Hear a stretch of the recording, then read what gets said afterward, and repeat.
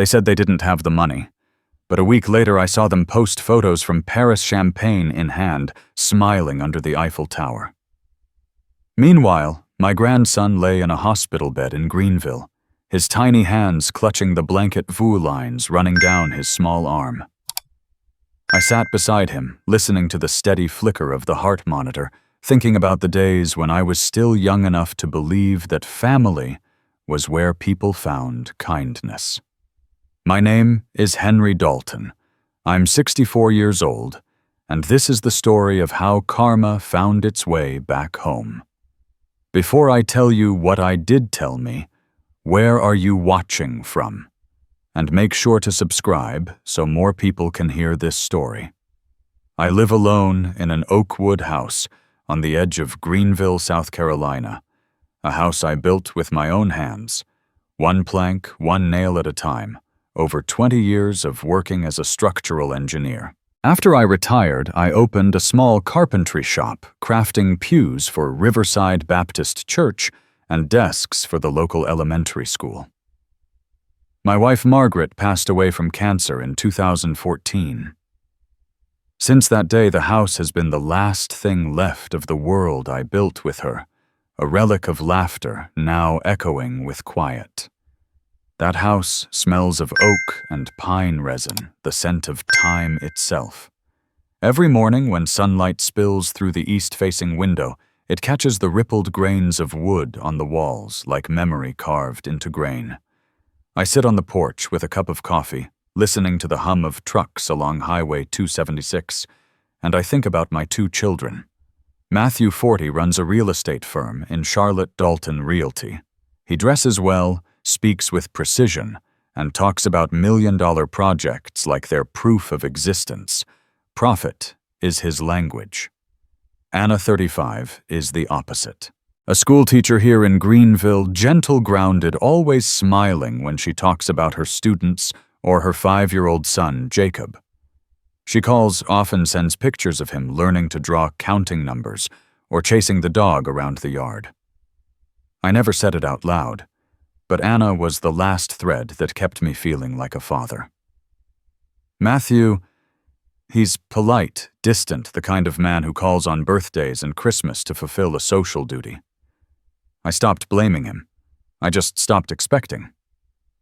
Last winter, Anna started coughing. She said it was just a cold, but the pale tint on her skin didn't fade. One Saturday I visited. She was sitting in the living room looking exhausted but trying to smile.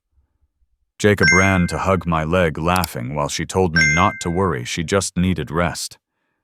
I wanted to believe her, but the tremor in her hands told me otherwise. A week later, the phone rang. It was Anna. Her voice was weaker. She asked me to come to Duke Medical Center. I drove 2 hours through heavy rain. When I arrived, she was in a hospital bed, her skin paper white under the fluorescent light. The doctor, a gray-haired man with a steady, indifferent tone, invited me into his office. He told me Anna had lupus, an autoimmune disease that makes the body attack itself. He talked about medication treatments, percentages of recovery. I sat still, staring out the window, where the wind brushed against bare trees, and heard nothing except the heavy thump of my own heart. When I walked back into the room, Anna reached for my hand. Her fingers were thin, cold. She said she'd be fine, that she needed to go back to school soon, because Jacob needed her. I nodded. We both knew it wasn't true, but sometimes people lie to keep love alive. From that day on, I lived in 2 places, the hospital and the house. Mornings were for getting Jacob to school, afternoons for sitting by Anna's bedside, nights for cleaning the shop, drinking coffee, waiting for calls that never brought comfort. Some nights I'd sit by the window staring at the reflection of the streetlight on the glass, wondering when I stopped being young enough to fix things. Jacob would pad into the room, crawl into my lap, and ask when his mother was coming home. I said soon without daring to meet his eyes. Her illness moved faster than anyone predicted. By February, she was back in the hospital with pneumonia. I brought Jacob with me that morning, carrying comic books and a crayon box. He sat beside her bed, drawing a picture of his mother, his grandfather, and our oak-wood house under a bright yellow sun. Anna looked at it, tears rolling down her cheeks, and whispered, "Dad, I want to go home." I asked the doctor if she could. He shook his head. I understood. 3 days later, I sat beside her, listening to the heart monitor flatten into silence. It was a soft sound, like a breath being taken away forever. The funeral was held on a cold morning. Jacob stood beside me in a tiny gray suit, holding my hand. He didn't cry. He just watched the casket being lowered and asked if his mother was going to sleep for a long time. I told him she was dreaming of a place full of sunlight and lavender. He nodded quietly. After the funeral, I brought him home. The Oakwood house suddenly felt too large, too hollow. In the mornings, I'd hear him calling Grandpa from the other room, voice still thick with sleep. At night, I read him stories in the same chair where his mother used to sit, letting my voice fill the space she left behind. A week later, I filed for legal guardianship. The court approved it faster than I expected, maybe because there was no one else left to do it. Every day I saw glimpses of Anna in him, the way he lined up his pencils before drawing, the way he smiled more with his eyes than his mouth. But sometimes when he grew quiet, I saw something else. A small, unspoken ache I couldn't name, because to name it would make it real. Then one morning in April, while I was making coffee, Jacob came into the kitchen, pale and trembling. He said he felt dizzy. I rushed him to Greenville Memorial. The doctor ran some tests, then told me we had to transfer him to Duke.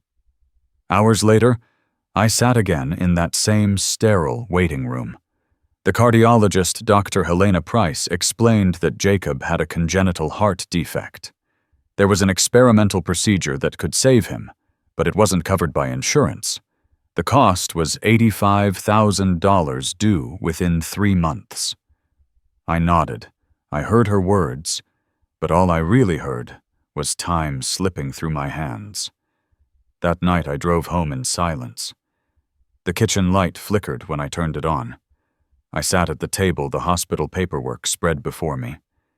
Then my eyes drifted to Margaret's photo on the wall. She once told me that no home is worth more than the lives inside it. I took the frame down, placed it on the table. The wood beneath my hand felt cold, smooth, final. I opened my phone and scrolled through old contacts until I found a name I hadn't seen in years, Rebecca Monroe, Margaret's friend, a retired real estate lawyer. The phone rang once, twice. I drew in a breath and waited. I didn't know what I'd say first, but I knew what had to be done. Outside, the wind moved through the pines, carrying the faint scent of old wood and rain. I looked around the house and listened to the floorboards creak beneath my feet. And I knew I was about to step into the next chapter of a life that had already lost too much. The kind of chapter where a man stops fearing what he might lose, because everything worth keeping now beats inside his chest. That night, I couldn't sleep. I sat in the living room, the lamp casting soft light across the worn oak boards, listening to the wind scrape against the porch roof. The house breathed with me, old, tired, and heavy. I'd lived here for nearly 30 years. Every plank knew my life, my wife's laughter, and the echoes of everyone I had ever loved and lost. Now, I was about to sell it. The thought cut like a dull knife, slow but deep. The next morning, I drove to downtown Greenville to see Rebecca Monroe. She hadn't changed much since I last saw her small frame, short silver hair, sharp eyes that missed nothing. When I told her I wanted to sell the house, she just looked at me for a long moment before nodding. She asked if I was sure. I told her that some decisions, if you hesitate, life won't wait for you to fix them later. She didn't press. She just pulled a file from her drawer and told me to bring the property documents that afternoon. I thanked her and stepped outside. The sunlight cut through the trees, warm and harsh on my face. When I got home, Jacob was asleep on the sofa.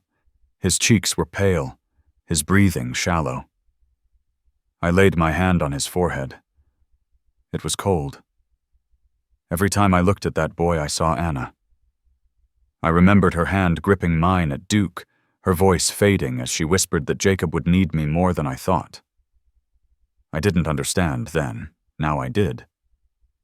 A week later, I took him back to Duke Medical Center. The hallways glowed white under the fluorescent lights, the air thick with antiseptic. Dr. Helena Price met me in her office.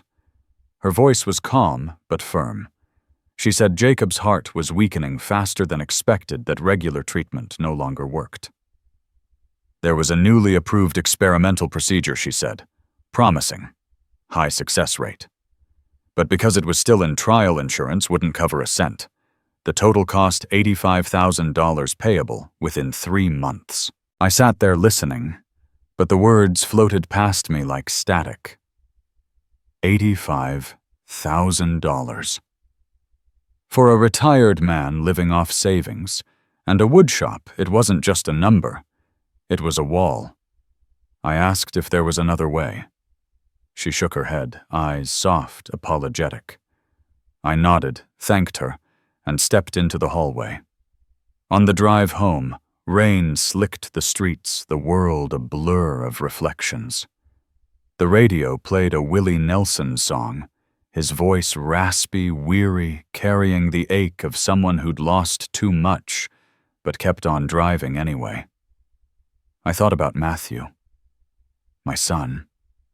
The man with 2 homes, a company of his own, a new car every year, and an investment portfolio he once bragged about over Christmas dinner. If anyone could help, it was him.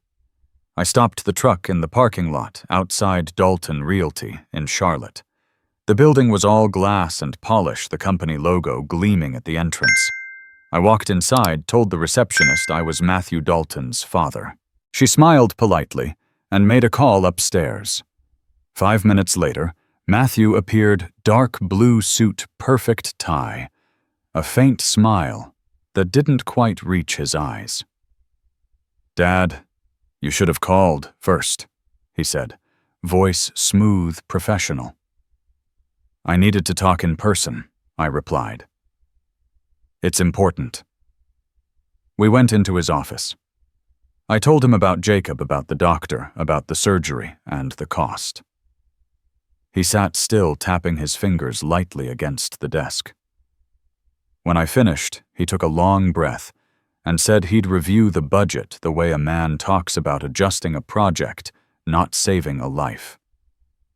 I nodded, because begging didn't suit either of us. 2 days later, the phone rang. It wasn't Matthew. It was Alyssa, his wife. Her tone was soft, polished, the kind of softness people use when they're used to saying no. She said they'd discussed it carefully, and unfortunately, they couldn't help. They had already paid for their European trip, $300,000 fully booked and non-refundable. "Everyone has their own life, Henry," she said. "I hope you understand." I didn't speak. For a few seconds, I only heard my own breathing and the faint sound of children laughing somewhere outside the window. Then I said quietly that having a life of your own doesn't mean forgetting the people who gave it to you. She didn't reply, just wished me luck, and hung up. That night, I sat on the porch, the air cool, the trees whispering. The scent of pine and resin drifted toward me, sharp and familiar. It carried me back to the years I spent on construction sites, years I believed that if a man lived with decency, his children would learn it by example. Now I knew better. Not everyone learns what kindness looks like. I called Rebecca and asked about the sale. She said there was interest a young couple from Colombia looking for a house outside the city. She asked if I was sure I wanted to move that fast. I told her if I waited, the boy wouldn't have time left to wait with me.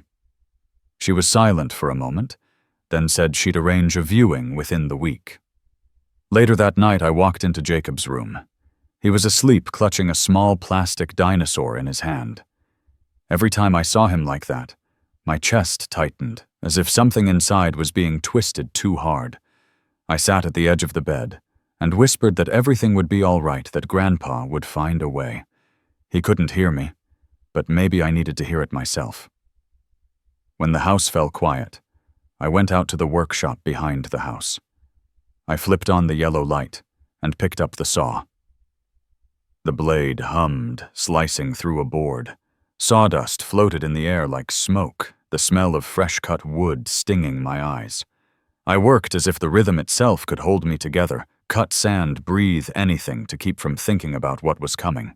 On the workbench sat an unfinished wooden clock I'd been making for the church. The hands hadn't been attached yet. I stared at it, remembering the years I taught Matthew to measure, to hammer, to build with patience. He used to say carpentry made your hands rough, while investment made a man refined. I told him once that refinement had nothing to do with the collar you wore. That line feels hollow now. I went to bed late. Rain drummed lightly on the roof. In the dark, I replayed Alyssa's words in my mind. Everyone has their own life. I thought about how people use that phrase. What they mean isn't life, it's heart. A heart big enough for ambition, for fine dinners and polished photos, but too small to hold love that doesn't serve them anymore. I don't know if they'll ever feel regret, but I know one thing for certain: I don't have time to wait for it. Tomorrow morning I'll sign the papers. Because some things, if you don't do them now, you'll never have the chance to do again. I woke to the pale light seeping through the curtains, soft and hesitant, like it was afraid to touch the room. The air was damp, thick, with the scent of oak and rain-soaked earth. The house held its breath, still suspended in the kind of silence that has weight. Only the wall clock moved, ticking steady and slow, each beat measuring the distance between hope and what was left of it. On the table, the hospital papers waited like a quiet verdict. I poured a cup of coffee and sat down. The steam rose and vanished as I unfolded each page. My eyes stopped on the red letters printed across the top: not covered. Experimental treatment. I read the words again and again. Each time they grew heavier, like they were carved deeper into the paper. They didn't change. They never do. $85,000. A number that could fit on a single line, but in my world, it was a mountain that no amount of climbing could conquer. I picked up the phone. First the local bank, then the insurance office, then a half-dozen medical foundations whose numbers I found online. Each call began with the same tone: professional, polite, safely distant. A young man apologized before telling me that at my age, credit was a complicated matter. Another suggested an emergency loan program at an interest rate that would bleed me dry before Jacob ever had the chance to breathe freely again. Finally, I called the state retirement office. I told them I needed to withdraw early, that it was for my grandson's surgery. The woman on the other end listened without interruption, and when I finished, she said I could pull the funds if I was willing to lose 40% to penalties and forfeit my health care for life. I asked her quietly, "If it were your son, would you do it?" There was a silence, then a click. The call was over. I stared at the pile of paper in front of me. The insurance policy I once believed would protect my family sat on top the edges, curled. The ink faded. The room felt too large all of a sudden, as if the house itself had stepped away from me. The floorboards groaned under the weight of years, each creak a reminder that time was moving faster than I could. I leaned back, eyes drifting toward the ceiling. The morning light came through the skylight, and spread thinly across the beams, a halo dissolving into dust. Around noon, I heard tires on gravel. Matthew's car. He came in pressed shirt, gray tie, the faint smell of cologne that didn't belong in this old house. His phone was still in his hand. He said he had a meeting soon, could only stay for a few minutes. I nodded, motioned toward the chair across from me. When his eyes landed on the pile of hospital bills, his jaw tightened. "You're really doing this?" he asked. "Yes," I said. He gave a short laugh, dry and measured. "You don't have to sell the house, Dad. There are options. Reverse mortgage medical assistance funds, crowdfunding. And if those aren't enough, I asked." He blinked like the question didn't make sense. I looked straight at him. "If Jacob were your son, what would you do?" He didn't answer. His hand twitched slightly, resting on the arm of the chair. Outside, the sunlight was sliding through the pines, breaking into thin shards on the window glass. The clock ticked in the silence between us, a sound so small it filled the whole room. I asked again, softer this time. "If it were your child?" He turned away, his voice steady, calculated. "This isn't a simple situation. You're letting emotion cloud your judgment." I said nothing. He stood, adjusted his tie, and spoke like he was reciting something memorized. "I just want you to stay calm and not make any decisions you'll regret." He placed a hand on my shoulder, then stepped back. "I've got to head out. Meeting at 3. I walked him to the door. He paused before leaving, said, "Please don't do anything rash." I watched him cross the yard, the sun glinting off the hood of his silver car. For a moment, his reflection flickered in the rearview mirror, and then he was gone. The sound of his engine faded into the wind, into the distant caw of a crow somewhere beyond the roofline. I stood there until the air turned cold. I wasn't sure what hurt more, the words he said or the silence that followed. Sometimes a man's silence weighs more than his refusal. Back inside, the papers were still there, waiting. Numbers stacked on numbers looping in my head like a cruel melody. One page had fallen to the floor. I bent to pick it up and saw the small print at the bottom: payment due within 90 days. 90 days. But Jacob didn't have 90. Maybe 6 weeks, if Grace was still watching. By evening, I sat on the porch. The chair beneath me creaked the wood, silvered by years of rain and sun. Long shadows from the pines reached across the steps. I thought about the first day Margaret and I laid the foundation of this house.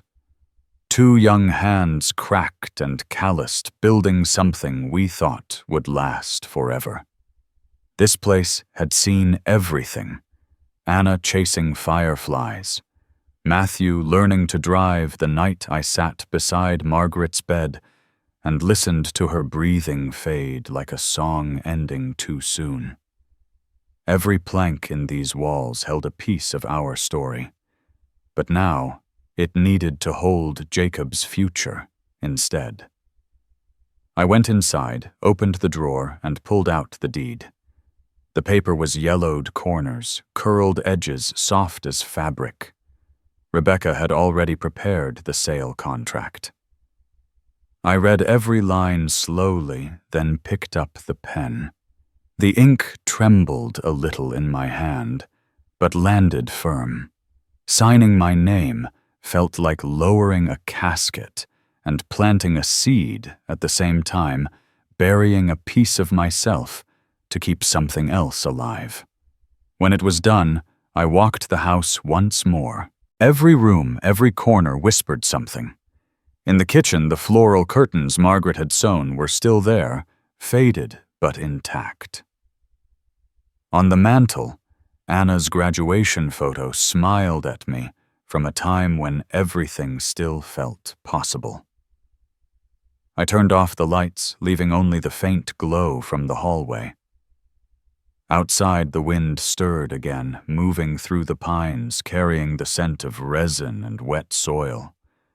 I sat back on the porch, watching night fall slow and patient. Every gust of wind sounded like a reminder that life, no matter how cruel, never stops moving forward.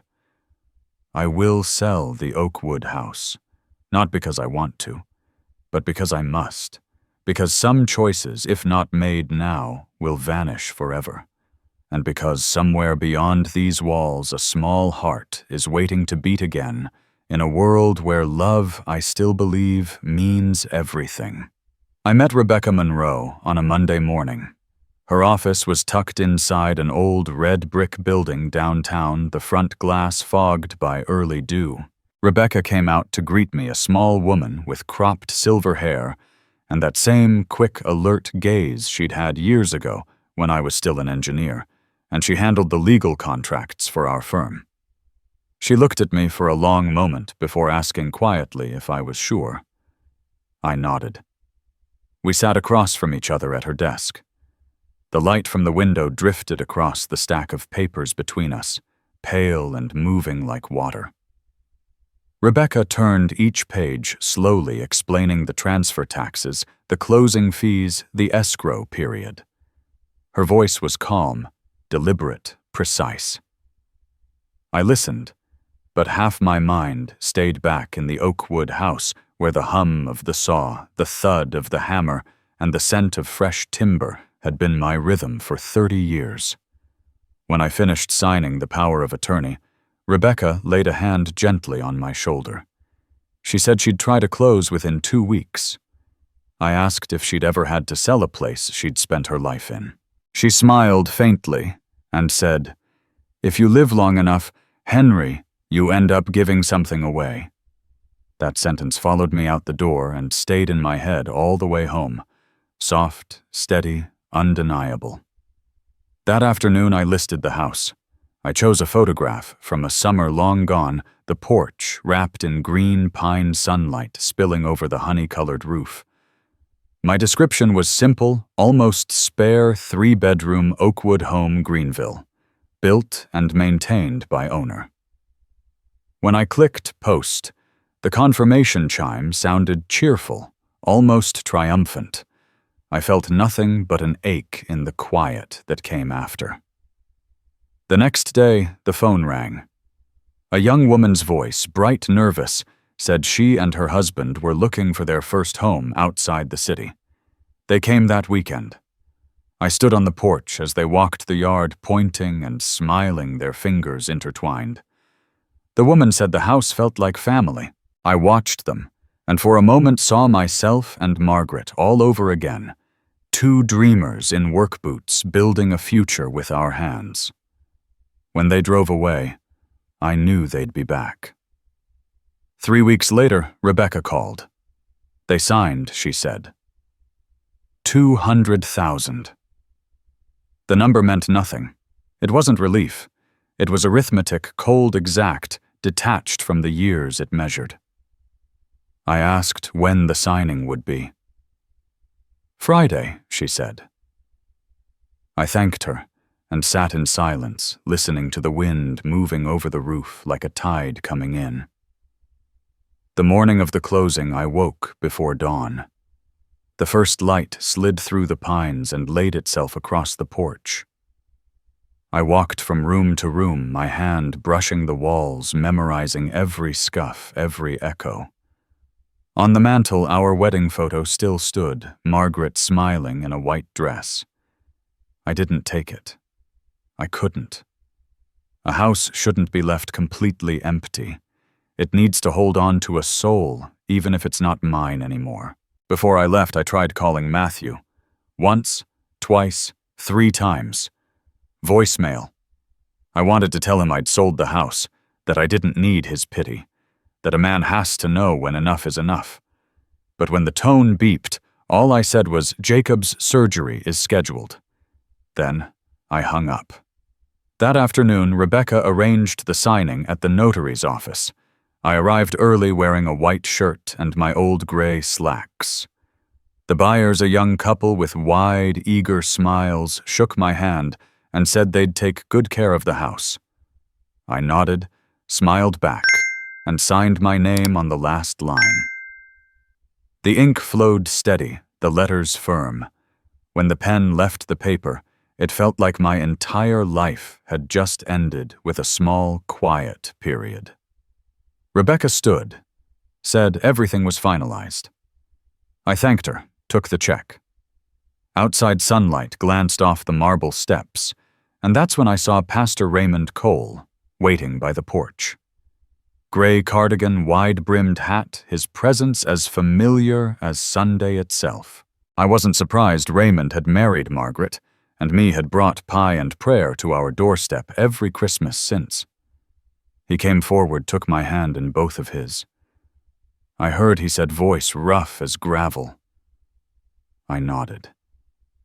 He looked straight into my eyes. Maybe the Lord doesn't take from us, Henry. Maybe he just trades what we don't need anymore so we can keep what we can't live without. I didn't answer. The wind picked up, carrying the scent of dry leaves and the distant chime of the church bell. I looked down at the check in my hand. The sunlight caught it, made it shimmer $200,000. Enough to save a small, fragile heart. Enough to begin again, though I was far too old for beginnings. I thanked Raymond and started walking. Each step on the brick walkway sounded like the slow closing of a door behind me. That evening I went back to the house one last time. Moonlight poured through the window, laying my shadow across the floor. I packed Jacob's few belongings, took down the family photo, and looked around. There was nothing left worth taking, only memories hanging in the air like dust that refuses to settle. I stood in the middle of the living room, palm pressed to the wall, feeling the coolness of it seep into my skin. I had sold the Oakwood house, but I kept the part of me that still remembered how to love. That night I drove out to a small cabin on the edge of town, one Raymond had found for me. It was old but clean, with a sloped roof facing the pines. I unlocked the door, set my bag down, and listened to the floorboards sigh beneath my boots. There wasn't much inside: a single bed, a wooden table, and a window that opened toward the sunrise. I brewed a cup of coffee, sat down, and watched the last of the twilight fade. The silence felt different here, not empty, but waiting. In the morning I would drive to Duke Medical Center with that check in my hand. Jacob would have the chance his mother never did. And for the first time in years, I would have kept a promise not to the world, not even to God, but to my daughter. The next morning, I drove to Duke Medical Center. The road was still wet from the night's rain, the mist low and silver over the fields. I held the check in my hand, the paper slightly damp from sweat, the ink still sharp and blue.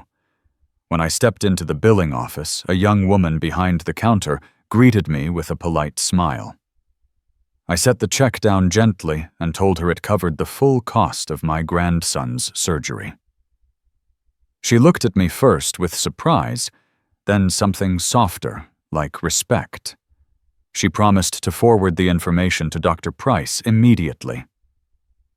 I nodded, thanked her, and walked back out into the morning air. The hospital behind me loomed gray and steady like a place that knew too many goodbyes. By afternoon, I was back in the small cabin on the edge of town, unpacking what little I had brought from the Oakwood house. Every item carried a story. The dining table I'd built for Margaret, Anna's graduation photo, her smile wide and alive, frozen in a summer that would never return. Jacob's wooden toys worn smooth from small hands and time. I placed them neatly on the shelves one by one, until the cabin began to feel less like a shelter and more like a beginning. The smell of pine lingered on my hands as I wiped dust from the table. That's when the phone rang. It was Irene Wallace, my old neighbor from Greenville. "Henry," she said, her voice thin with hesitation. "Have you been online lately?" I told her no. I didn't have much use for the internet. She sighed. "Then you probably haven't seen what everyone in town's talking about. It's Matthew and Alyssa." I paused, said nothing. "They just posted a travel vlog," she continued. "European Luxury Getaway 2024. Italy, France, the Maldives. It's all in there. The captions are full of things like, 'You only live once.'" I didn't speak for a long while. Irene went on how the video was sponsored by Matthew's real estate firm and a European partner, how the estimated cost was around $310,000. "People recognized you," she said softly. "They know you're his father." I sat down, staring out the window at the pines swaying in the wind. "Did you watch the whole thing?" I asked. She said yes, then hesitated. "There's a part where Alyssa lifts a glass of champagne on a yacht. She says, 'You only live once, so live it fully.'" I felt a smile pull at my mouth, faint and dry. "Some people," I said, "live once and forget that others are just trying to live one more time." When I hung up, the room was quiet again. The coffee on the table had gone cold, the steam long gone. I turned on the old radio. A country song came through the static, slow and hollow, like someone dragging their sorrow across the strings of a guitar. I wasn't angry. Not really. But inside me there was an emptiness that didn't have a name. A part of me wanted to believe Matthew didn't know that maybe the video was just business. But another part, the one that still knew him as a boy, understood it was no accident. For them, life had become a stage, and money was the light that kept the performance alive. By evening, I stepped outside. The sky had turned a soft amber, the color of fading fire. The pines stretched long shadows across the dirt road.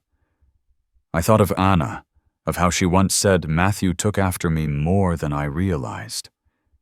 She might have been right. The difference was, whatever part of him resembled me had long been buried under balance sheets and boardrooms. I watched the sun slip behind the horizon and wondered if people ever notice when they start losing their humanity, or if it happens so quietly they only realize it when it's too late to turn back. 2 days later, Dr. Helena Price called.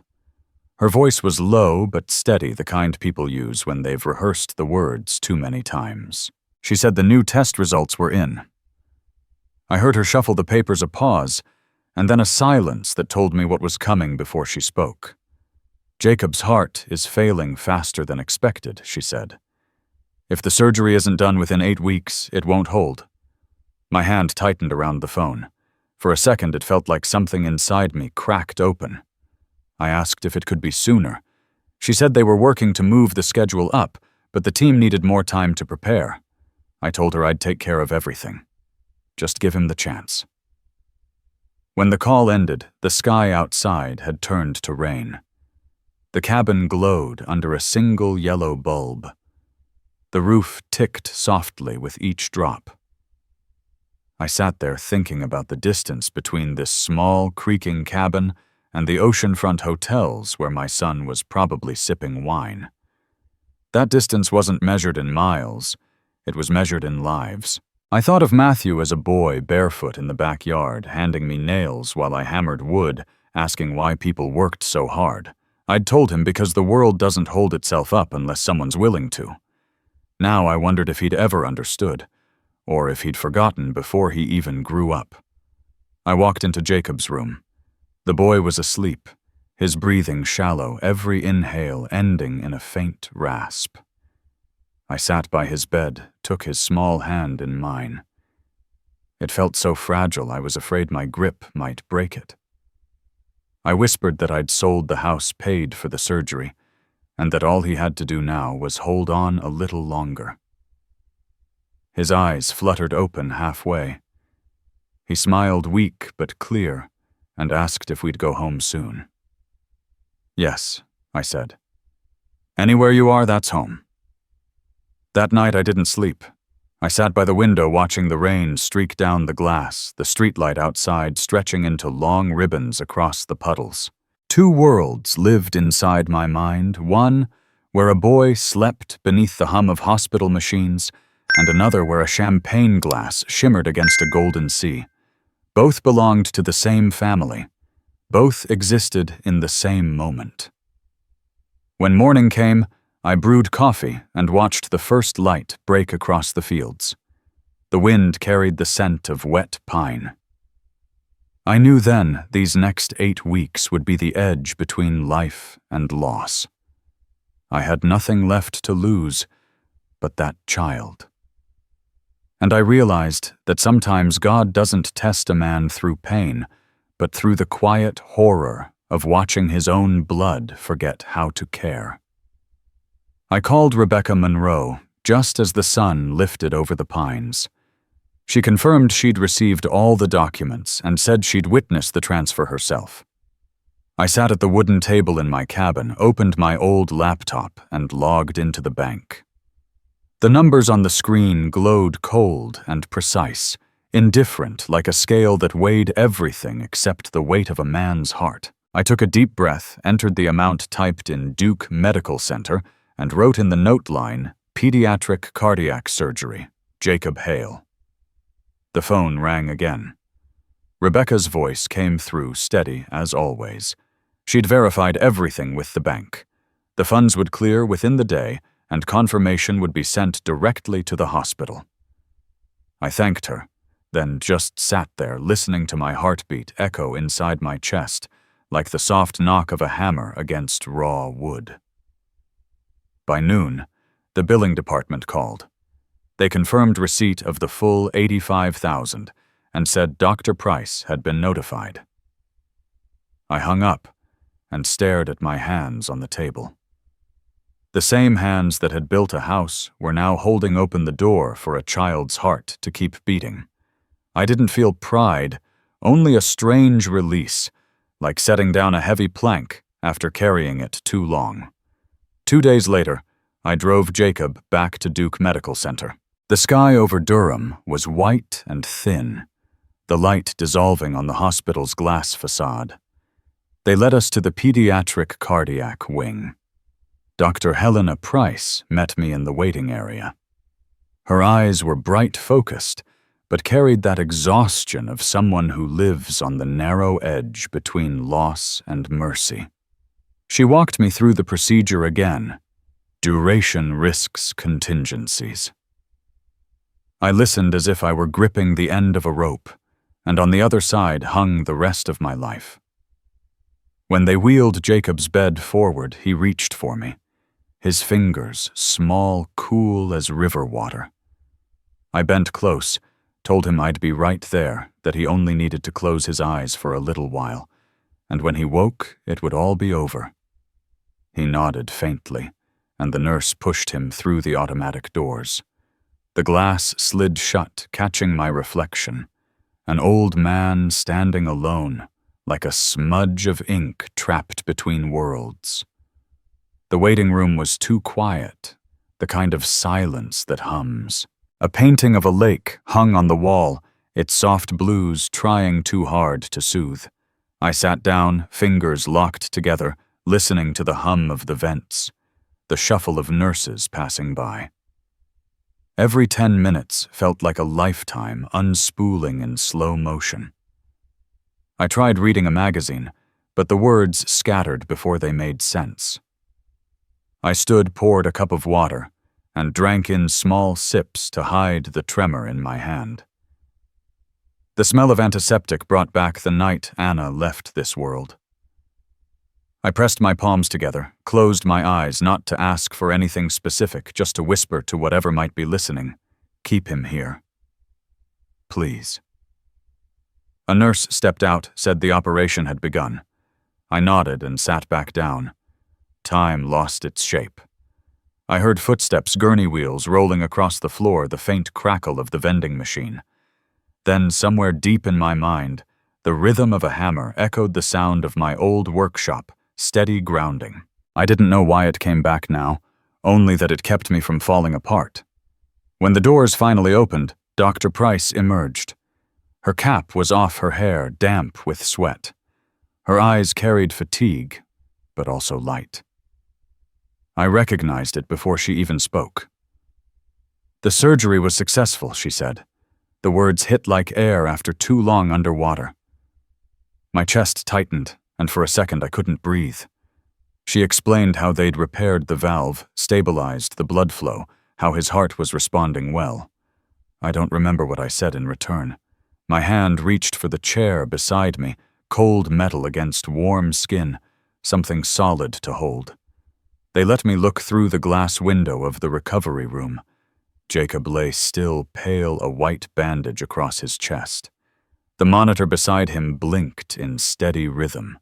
Each beep, a soft hammer strike on new wood measured alive. I pressed my forehead to the glass and exhaled slowly. In that moment, it felt as if the last storm of my life had finally moved on. That evening I went back to the cabin, hung my coat by the door, sat by the small stove until the warmth began to fill the room. The phone buzzed once, a text from Matthew Glad, he's okay. Nothing more. I turned the phone face down and didn't reply. The days that followed blurred into gentle routines, short visits, long hours waiting for Jacob to wake fully. I'd arrive early, sit by his bed, reading children's books out loud, just to fill the air with sound. The first time he opened his eyes, I told him the beeping monitor was his new drum one, built just for him. He smiled faintly, eyes still hazy, and drifted back to sleep. Dr. Price came in later, checked the charts, nodded. She said recovery would take time, but the outcome was everything they'd hoped for. I thanked her, and for the first time since the day Anna died, I reached for someone's hand and held it tight. She smiled, told me to take care of myself too. The road after she said is still long. When Jacob grew stronger, he said he wanted to go home. I told him anywhere he was, that was home. The cabin, small and plain, somehow became warm. I built a little bookshelf from leftover oak, placed it beside his bed, and stacked his comic books on the top shelf.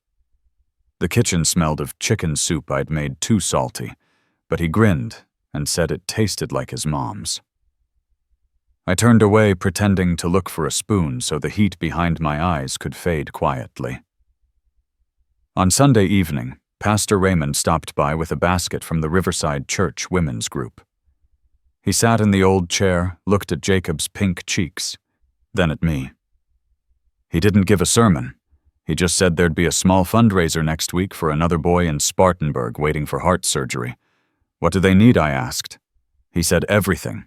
I went to the small safe, pulled out the remaining envelope after the medical and travel costs, and placed it on the table. I told him I wanted to start something called Anna's Hope through the church's community fund to help other children hear the steady hammer beat of their own monitors someday.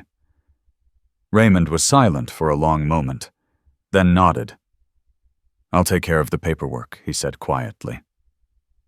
Later that night, I stepped into the small workshop behind the cabin.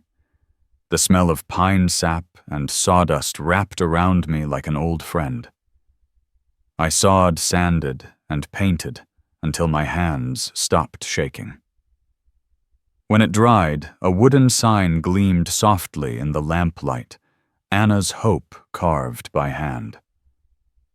I hung it on the wall across from Jacob's bed, where he could see his mother's name each morning. It looked like a bridge between two lives, hers and his, held together by love and grain and faith. When night came, Jacob slept soundly. I sat on the porch alone. The scent of damp pine drifted up from the ground. Crickets pulsed in rhythm. I thought of the old oakwood house, of the sound of saws and hammers that had shaped my life, of every door that had closed only to reveal another. The anger was gone. What remained was quiet peace, the kind that comes when a man finally accepts his small corner of the world and decides to hold it up steady and gentle for as long as he can.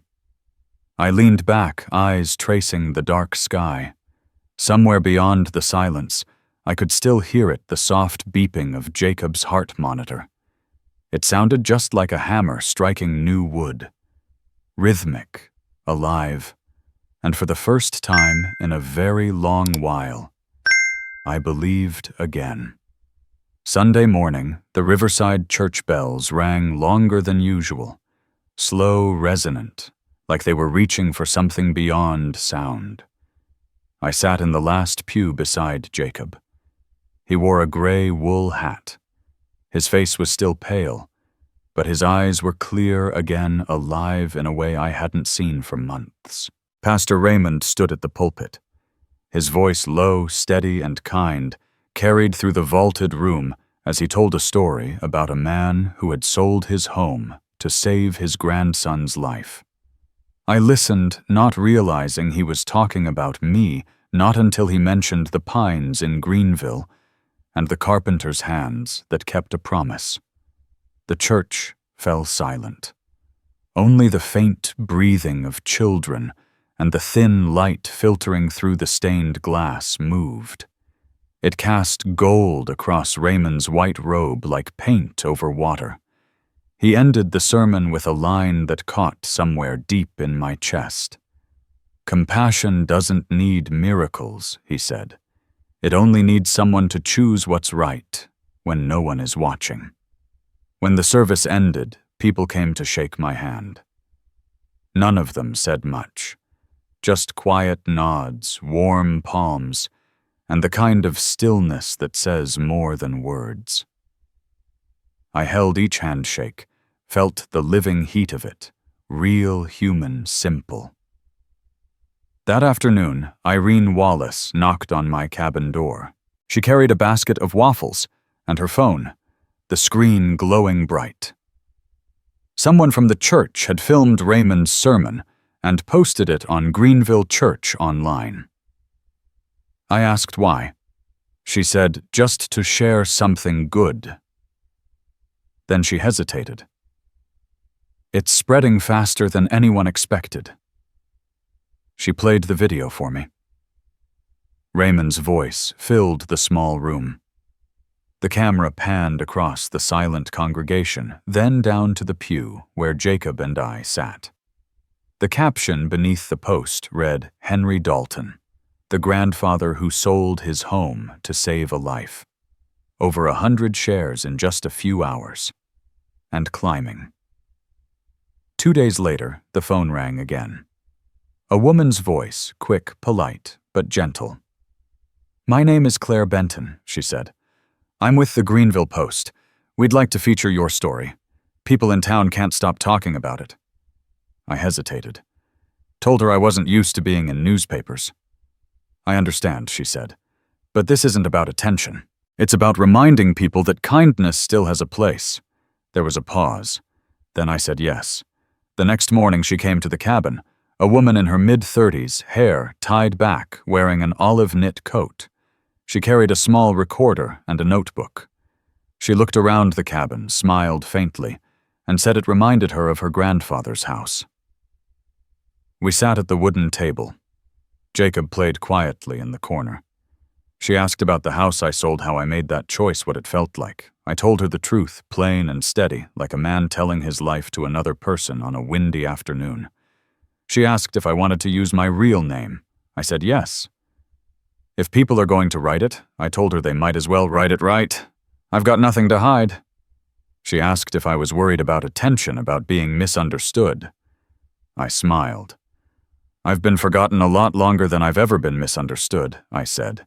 "If this story makes someone look at their own family differently, then that's enough." Before she left, she handed me a consent form so the paper could use my name and photo. I signed it. My handwriting trembled, but the line was clean. 4 days later, the article ran on the front page of the Greenville Post. The headline read, "The Man Who Sold His Home to Save His Grandson." Beneath it was a photo of me standing in front of the cabin, thick coat hand, resting on Jacob's shoulder. The story told the whole arc. Anna's passing the house I built, the sale, that bought another heartbeat. Claire didn't write it with pity. She wrote it with stillness, with pauses where readers could breathe. She let my words sit inside the story like nails inside wood, quiet, essential. I didn't realize how far it had spread until the calls began. Neighbors, church members, strangers. Some offered prayers. Some shared their own stories. Some just said thank you. It felt strange. Loud, almost. I'd never known kindness could echo like that. But maybe silence needs a sound now and then to remind people it's still there. Jacob read the first few lines of the article, mouthing the words carefully.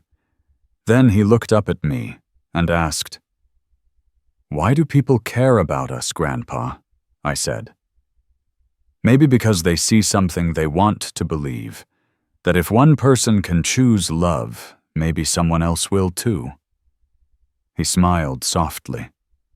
Then Mom would be happy. I turned away before answering because the words wouldn't come out right.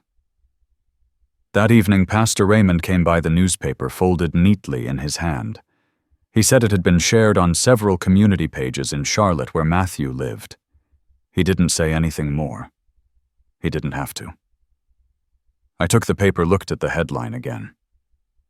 In the photo, Jacob and I stood before the cabin, the pines behind us swaying like quiet witnesses. No lights, no stage. Just an old man and a boy who'd survived. And somehow that was enough to make people stop scrolling. When night fell, I opened the door and sat on the porch. The wind carried the scent of dry leaves. Somewhere in the distance, the church bells rang again, steady calm, like a heartbeat learning to trust itself. I didn't know where all this would lead. But I knew one thing for certain, that the things born from silence, if honest enough, can travel farther than anything ever shouted into the world. 3 days later, Irene Wallace called. Her voice was low, hesitant. She said there was big news about Matthew on the Charlotte evening broadcast. I turned on the old television in the cabin. The image flickered in and out, but the headline was clear enough, bright red across the bottom of the screen. Charlotte developer faces ethics and accounting probe. I sat there in silence, the sound of the reporter's calm, clinical tone cutting through the static like a blade. She spoke about an emergency shareholders meeting at Dalton Development Group, my son's company. Words like misconduct, financial irregularities, and ethical concerns fell one by one, each heavier than the last. They said that after the Greenville Post article, the man who sold his home to save his grandson went viral, investors began to question the character of the company's leadership. An anonymous shareholder had reportedly asked how a man could lead others if his own father had to sell his home to save a child, while he and his wife were touring Europe on a $300,000 luxury vacation. I felt the sweat gather in my palms. Then came the footage.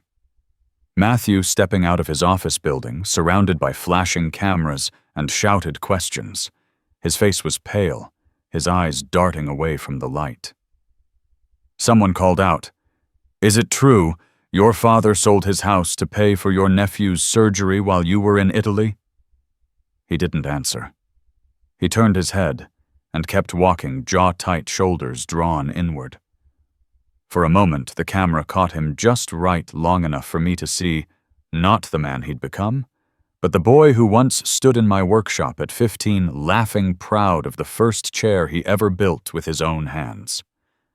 I muted the TV, watching his silent image fade under the cold studio light. Then I switched it off completely.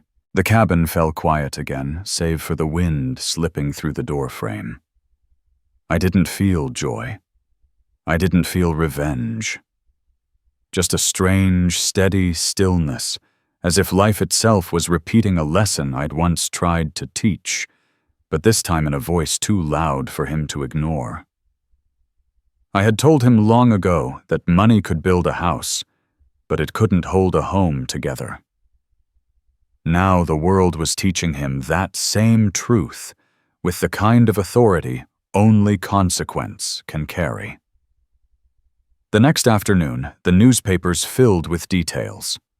The company's CFO, Nathan Briggs, was under investigation for falsifying revenue reports and using private investment funds to cover project losses. When pressed by reporters, he hinted that all transactions had been approved by executive leadership. "Do you mean Matthew Dalton?" someone asked. Nathan just smiled faintly. "I'll let the authorities decide." That night, the national networks picked up the story. The headline burned across the screen: "Luxury developer under ethics fire." The broadcast cut between shots of Dalton Group's shuttered offices and the same vacation footage of Alyssa, still floating around online, the champagne glass, the yacht, her voice saying, "You only live once." Matthew laughing beside her. The comments scrolled faster than I could read. His father saved a life.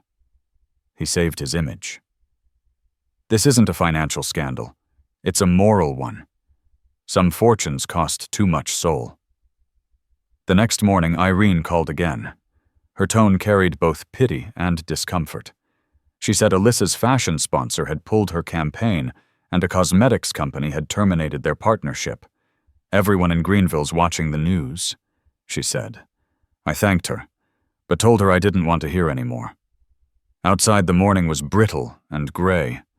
The light fell thinly through the pines, catching the mist like silver threads. I brewed coffee and sat on the porch. Jacob came out clutching his coloring book, his small hands stained with crayon dust. "Grandpa," he asked, "why is the TV talking about Uncle Matthew?" I waited before answering. Because some people have to learn again what they once forgot. He nodded slowly, then went back to coloring his strokes. Careful, deliberate, quiet. I watched him for a long time. In his small, steady focus, there was something pure, untouched by all the noise adults invent for themselves. That evening, Pastor Raymond came by. He took off his hat, sat down across from me, and said nothing for a while. The fire cracked softly between us. "Did you see the news?" I asked. He nodded. "Sometimes God doesn't punish," he said. "He just lets people see their reflection." I understood. No one needed to destroy Matthew. The world was doing that all on its own. 2 weeks later, Dalton Development Group filed for bankruptcy protection. I read it in the Charlotte Business Journal. The list of creditors was long. Projects frozen. Offices emptied. A photograph showed the company's glass tower with a faded sign taped to the doors, "Closed for audit." Alyssa had become the tabloid's new fascination. They called her the Queen of Empty Glamour. Matthew hadn't been seen in public for days. That night I sat in front of the TV again. The news anchor closed the report with the same tone they use for obituaries, measured final. She said the Dalton Group, once a symbol of rapid growth in Charlotte's skyline, had become a cautionary tale about ambition and compassion, what happens when one outruns the other. I turned off the TV and stood by the window. The cabin smelled faintly of oak and cold air. The curtain moved slightly in the wind. I didn't feel triumph, and I didn't feel sorrow. Only the quiet certainty that the world had finally delivered the lesson I'd tried to give my son years ago. That value cannot be bought. Money can build roads and towers. It can pave a city and polish a name. But it can't buy rest. It can't buy peace. And when a man forgets that life, patient and unyielding, will find a way to remind him. I turned off the lamp, letting the room dissolve into the dim wash of moonlight. Across the cabin, Jacob slept soundly, his breathing even and calm. I sat beside him, listening to the wind through the pines. Sometimes justice doesn't need a hand to guide it. It only needs time. 3 quiet months passed, months filled with the hush of pines and the steady rhythm of recovery, where the sound of the heart monitor had faded into something like memory. One rainy night, as I was folding Jacob's blanket, 3 knocks struck the cabin door, sharp, deliberate, and impatient. I opened it. The cold wind rushed in. Matthew stood on the porch, soaked and hollow-eyed, his coat wrinkled and his face drawn thin. He looked like a man who'd walked through a long, dry desert and run out of water halfway. His lips cracked as he spoke, his voice barely a whisper. He said the house in Charlotte was being repossessed. The bank had issued the notice. He'd tried negotiating, but it was too late. If he could come up with $95,000, he might still save it. I stood there, the rain blowing between us, carrying that raw smell of pine and iron. My mind did the math before my heart could interfere. After Jacob's medical bills, prescriptions, and settling into the cabin, I still had about $100,000 left, money I'd kept for emergencies, the kind that arrive without warning. Matthew looked down at his shoes, twisting a cheap wool hat between his fingers, like he could wring the shame out of it. He said the auction date was set, the lawyers were out of options, and he just needed that amount to hold off the sale. "I'll pay it back," he added, his voice trembling on the word back. I stepped aside and gestured for him to come in. Jacob was asleep in the next room, his breathing soft and even. I poured Matthew a glass of water. His hand shook so badly that the rim of the glass tapped against the table. I asked if he'd spoken to Alyssa. He nodded, faintly, said the sponsorships were gone, the accounts frozen, everything falling apart. I asked if there was anyone left to borrow from. He shook his head. Former investors weren't answering calls. Partners had walked away. The bank only communicated through letters now. Rain hit the roof in a steady, cold rhythm. I could hear my own heartbeat matching its slow, deliberate. I told Matthew I understood the bank, the deadlines, the feeling of standing against a wall that keeps closing in. But I also told him I couldn't decide tonight. He nodded like a man receiving a postponed sentence. At the door before leaving, he said he'd wait for my call whenever it came. The porch light cast a thin shadow behind him. He turned, almost said something, then stopped. The old car coughed to life, its headlights bleeding red across the wet gravel, before vanishing into the trees. I stood under the eaves for a long time, letting the rain touch my sleeves. Inside, Jacob stirred and murmured "Grandpa" in his sleep. I closed the door, sat down at the table, and opened my worn ledger. The pages were soft at the edges, smudged with pencil. There it was, my remaining balance, the notes for cabin repairs. 100,000. If I gave away 95, I'd have 5,000 left, enough for groceries, gas, for the hospital visits, a few months of air to breathe. The rest I'd have to earn with labor and faith. That night I didn't sleep. I brewed a weak cup of coffee and paced between the window and the table. I remembered the last time Matthew came here, the way he told me to be realistic.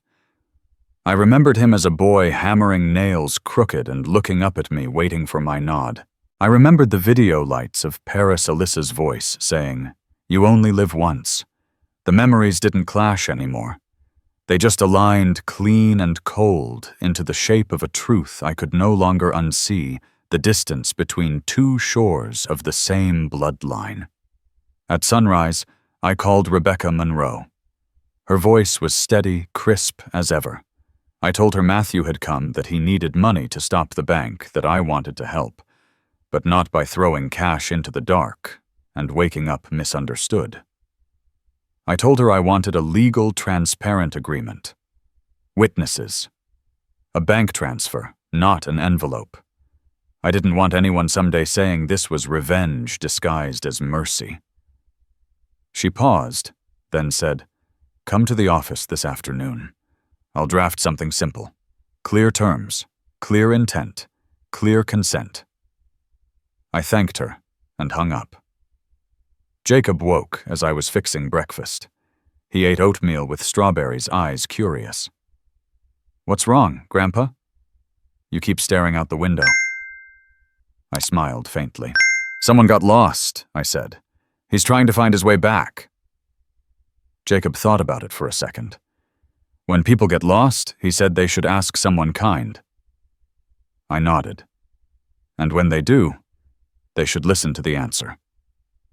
Later that morning, I drove Jacob to Irene's house so she could watch him for a few hours. The road was wet, fog hanging low over the fields. Irene met us at the door, wrapped Jacob in a hug, told him he could watch cartoons in the living room. She handed me a tin of cookies and said, "Sugar helps with hard choices." Rebecca's office looked the same as always, a small space window facing a row of old maples. She had the papers ready on her desk. "There are 2 documents," she said. "One is a no-interest loan agreement, formal witnessed with repayment terms, a clause for early payment, and full disclosure that this is a voluntary act of goodwill. The transfer goes through the bank. No cash, no ambiguity." She tapped the second folder. "This one is optional. It's a handwritten acknowledgement, something Matthew can sign admitting to certain moral truths about the choices that led him here. It's not punishment. It's protection for the truth when memory starts bending to comfort." The air in the room thickened. I told her I wouldn't humiliate my son. I didn't want this money to become a trap or a weapon. Rebecca nodded. "Then we'll do it clean," she said softly. She scribbled a note at the bottom margin, witnessed signing, notarized full transparency of transfer. "Bring him tomorrow afternoon," she added. "We'll finalize everything." Before leaving, I asked, "Do you think I'm doing the right thing?" She looked at me for a moment, then said, "Sometimes right and wrong don't stand on opposite sides. Sometimes they live inside the same person, and that person has to find the balance." By dusk, the cabin smelled of fresh wood and rain. I opened the drawer, pulled out the checkbook, and laid it beside the envelope with Matthew's bank details. I printed the bank's foreclosure notice and clipped it on top. In the margin of my notebook, I wrote 3 words: steady, honest, clear. That night, I placed the folder inside my old leather case and checked it twice. The rain had stopped. The forest outside hummed with crickets, a soft, endless soundtrack. I stood by the door looking into the darkness beyond the porch light and told myself what I'd say in the morning: call Matthew. Tell him to be on time. Dress properly. Speak plainly. Sign what needs signing. Read what needs reading. Then I closed the door, turned off the light, and rested my hand on the case. The cool, smooth surface grounded me like touching a piece of wood I'd sanded long ago, knowing it would have to bear the weight of something important once more. The next morning broke cold and damp, the kind of air that carried silence in it. A thin layer of fog had settled on the windshield, white as breath against glass. I rose before dawn, brewed coffee, and placed the folder already packed, already decided, into my worn leather bag. Jacob was still asleep, curled like a question beneath his blanket. I left a note for Irene, asking her to take him to school. Before stepping out, I paused. The first light of morning pushed through the fog, thin and silver, landing on the framed photograph of Anna that still stood on the shelf. I touched the edge of the frame softly, as though any harder would wake the ghosts that lingered in the wood, then closed the door behind me. The road to Rebecca Monroe's office was barely 10 miles, but it felt longer that morning, like traveling through memory instead of distance. When I arrived 15 minutes early, Rebecca was already there. Her desk was immaculate, her pen aligned with the folder corners, her presence calm as a still lake. 2 stacks of papers waited in the center of the table, one for the bank, one for the signing. She looked at me, eyes steady. "Are you sure you want to go through with this?" I nodded. When a man has already chosen his road, stopping halfway only means forgetting where he meant to go. 10 minutes later, the door opened. Matthew walked in, Alyssa just behind him. They both looked diminished, haunted by nights without sleep. Alyssa wore sunglasses, though the red around her eyes showed through. Matthew avoided my gaze, unbuttoned his coat, and sat down across from me. The room smelled faintly of paper and coffee gone cold. Rebecca began the formalities. Her tone was clinical, but not unkind. "This is a legal and transparent transaction," she said. "Witnessed, notarized, and binding." She opened the folder, slid a page across the table. I began reading aloud, my voice, slow, level, deliberate. I, Matthew Dalton, acknowledge that I once had the means to help my father save my nephew's life, and chose not to. I accept the amount of $95,000 as a voluntary loan, and I agree to remain truthful about the past, with no further contact after repayment. The silence afterward was heavier than the words. Matthew's hand clenched around the pen but didn't move. Rebecca spoke gently. "You have the right to review, revise, or refuse. But if you sign, every clause becomes enforceable by law." Alyssa rested her hand on his arm, whispered something I couldn't hear. He didn't answer. The light through the window fell across the table, pale and narrow like a blade. Even the ticking of the clock seemed to disappear. Finally, Matthew looked up. His voice was hoarse, almost breaking. "I don't have another choice," he said. Then he signed. The pen scraped against the paper, dry, final, echoing in the stillness, like a nail driven into wood. Alyssa broke into tears, covering her face with both hands. I watched them not with anger, but with a kind of exhaustion that comes only after every other emotion has burned itself out. When the notary stamped the document, Rebecca gave a small nod. I took out my checkbook. My handwriting was slow, deliberate. $95,000.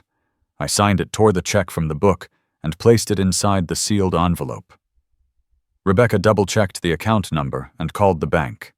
When she confirmed the transfer had gone through, I exhaled long and steady, like the room had finally taken its first breath. Matthew stared at the receipt, then looked at me. "This money," I said quietly, "doesn't buy back what's been lost. It's just a reminder that some debts can't be paid with money, only with truth." He lowered his head. His shoulders trembled, maybe with shame, maybe with something softer. Alyssa reached for his hand, crying silently. I slipped my copy of the agreement into my coat. "It ends here," I said. Rebecca nodded, but her eyes carried something like sorrow. Matthew started to speak, but I stopped him with a small gesture. "Keep the house," I said. "And if you can learn again what it means to live inside one, without losing your soul."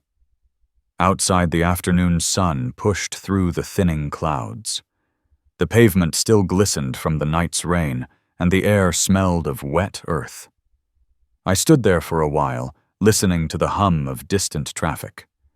In my pocket, the agreement and the bank receipt pressed lightly against each other, one bound by law, the other by memory. When I returned to the cabin that evening, Jacob was playing checkers with Irene. She looked up when I came in. "All done?" she asked. "Yes," I said. "It's done." She studied me for a moment. "Do you feel lighter?" I thought about it. "Maybe. But it's the kind of light that comes from setting a stone deep into a river so something else can stand on it." She didn't ask more. When she left, I sat at the table, turned on the small lamp, and pulled the notarized envelope from my pocket. I opened it. Matthew's signature sat there in black ink, each letter trembling but clear. I took another copy of the document, folded it carefully, and slipped it into a fresh envelope. On the front, I wrote Claire Benton, the Greenville Post. I thought of her article the way she'd written it, without drama or accusation, just truth plain and steady like the sound of a hammer meeting honest wood. If someone once told the beginning of this story, I thought they deserved to know how it ended. At dawn the next morning, I went to the post office. The clerk, familiar by now, smiled. "Another one for the paper." "Just an update," I said. I signed the insured mail slip, pressed the stamp onto the envelope, and watched it slide across the counter onto the scale. That night I opened my notebook and wrote a few quiet lines. I didn't seek revenge. I only adjusted the balance. Because when the weight stays too long on one side, even the world forgets what level means. And when justice arrives late, sometimes it needs a hand to set the scale right again. I closed the book, turned off the light. In the dark, the wind moved through the pines, soft and even. It sounded for the first time in a long while, like the breathing of a world that had finally found its balance again. Morning in Greenville opened clear and cold, the kind of light that feels freshly washed. I brewed my coffee and cracked the window, letting in a slow current of air that smelled of pine and dew. A knock came at the door, 3 soft taps. It was Irene, a newspaper folded beneath her arm. "You might want to see this," she said, setting it on the table. The Greenville Post spread open across the wood, the headline printed in bold, "A Father's Forgiveness Comes with Silence," by Claire Benton. Published that morning. I read every line slowly, as if the paper itself might bruise under my fingers. It began, "Some men choose revenge. Others choose justice through silence." Claire told the story of a father who once sold his home to save his grandson's life, who later helped the very son who had betrayed him, not out of affection, but from a belief that compassion only means something when it endures in gratitude. She never mentioned Matthew by name, calling him a well-known developer in Charlotte. The article ended with a sentence I had never spoken aloud, but she must have seen it in my eyes that day. "Some debts are settled not by revenge, but by remembering what mercy feels like." Irene read beside me, her breath soft, then sighed. "They're sharing it everywhere," she said. "People are calling you the man who rebuilt morality." I smiled faintly. "If morality needs a man's name to stand again," I said, "then maybe the world's weaker than we thought." She laughed, resting a hand on my shoulder. "Maybe so, but sometimes even a house that still stands needs one good beam to keep it level." That afternoon I went into town for groceries. At the counter, the shopkeeper showed me his phone. The story had spread online, my photo sitting at the old wooden table taken from Claire's article. Comments filled the screen. Some said they wanted to donate to the Anna's Hope Fund. Some said they cried reading it. Others said they'd call their fathers after years of silence. I told the shopkeeper I don't want anyone crying. I just want people to remember how to listen. 2 weeks later, a friend from Charlotte called.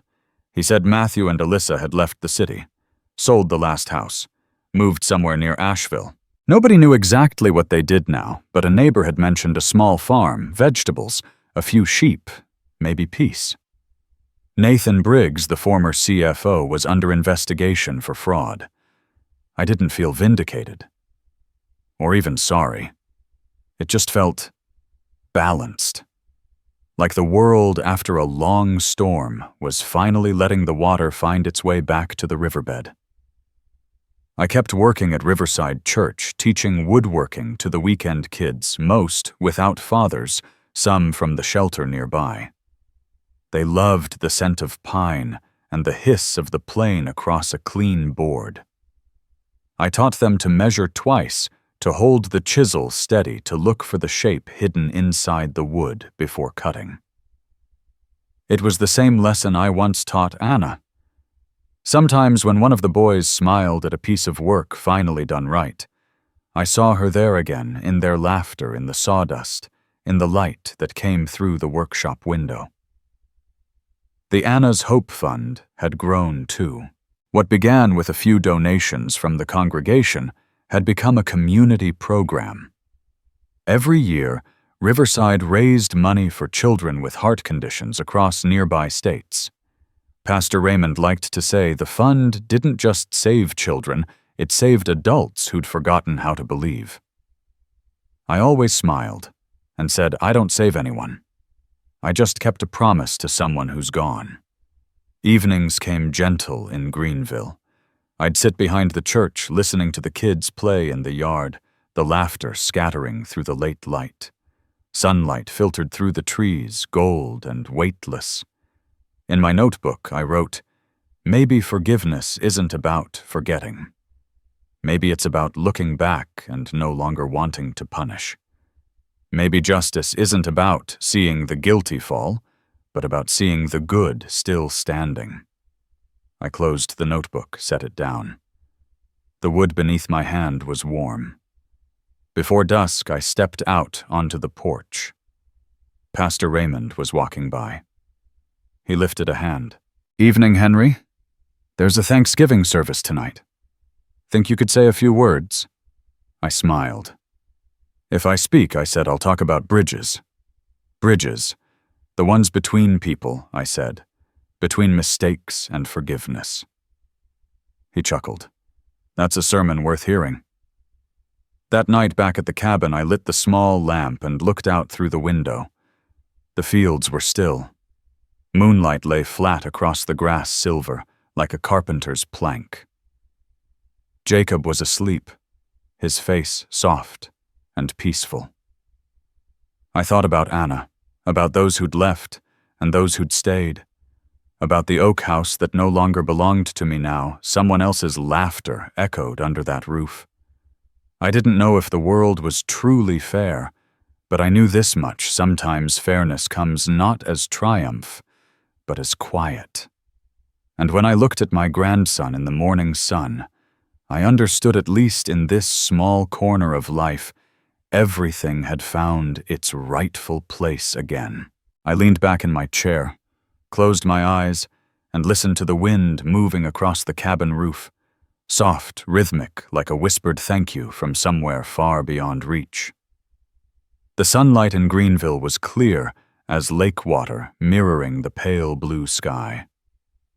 I sat on the porch of the cabin, a cup of cold coffee in my hand, listening to the sound of a ball rolling across the grass.